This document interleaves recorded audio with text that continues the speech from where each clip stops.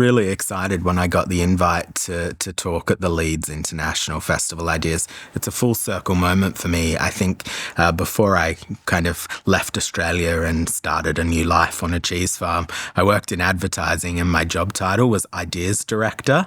And I thought, oh, actually, I could be qualified for this. Finally, one thing I'm actually qualified for. So it was a no-brainer. And I think Leeds is a fabulous city, so I jumped at it.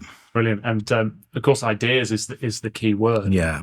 Anything good that happens in the world, and you talked about a lot of things tonight, but anything good that happens in the world, but also anything bad that happens in the world, generally starts with an idea from somebody somewhere. So we need to talk about them. Yeah, I mean, ideas are dangerous, but they're also catalysts for change, and that's good change and, sometimes, negative things. But I think one thing I did learn when I was in the ideas business, an idea is nothing more or less than a combination of old elements. So today it kind of strikes me, we're talking about lots of things that we either already know or we're making new connections. And it's from events like this that someone throws off a spark that another person picks up, and suddenly you've got an idea, and that's how you can make change. Brilliant. And the question that you were tackling tonight as a panel was, could living the good life save the planet? Yeah. Did you come to a conclusion? Did you fix it all tonight? It's safe to say that we haven't resolved the challenge yet, but it's definitely a provocative question, because I think we're all chasing the good life in one way or another, and we're all wanting to do our little bit to kind of save the planet. So the two of them together, I mean, they can work, and we can all, in search of the good life, make sure that it's leading to something positive, not destructive. And who knew that possibly not having a bin was the answer? I think that, not having a bin, I wouldn't have thought would be the headline of tonight, but it makes so much sense. It's a metaphor for everything. I think, get rid of the rubbish, embrace the good stuff, turn it into something magic, and keep the circle alive. And I think we can take a lot from that. Bins are bad.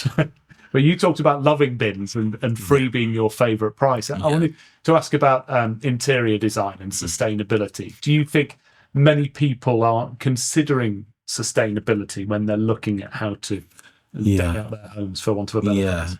I think in interior design, people are chasing convenience and affordability, and oftentimes that does mean they're going out to the big box stores and they're buying not consciously. They're just buying for convenience and affordability.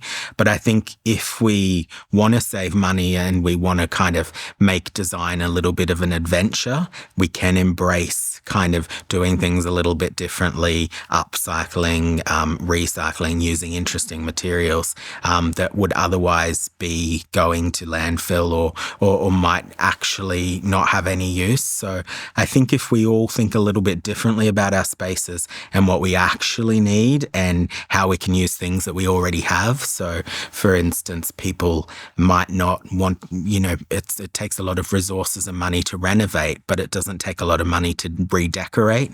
So you don't have to run out and put an extension on. You might just decorate to scratch that itch, and that won't cost as much money, and it won't use nearly as many resources. What about this pushback that you sometimes get on sustainability when you're talking about individual responsibility?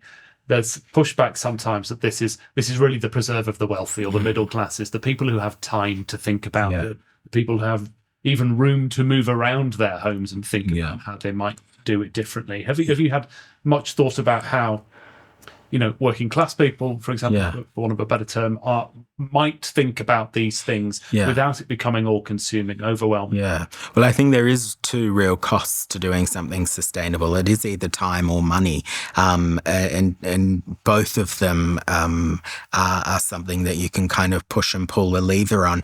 But for me, I mean, I'm somebody that's inherently lazy, and I don't have a lot of money. I wish I did.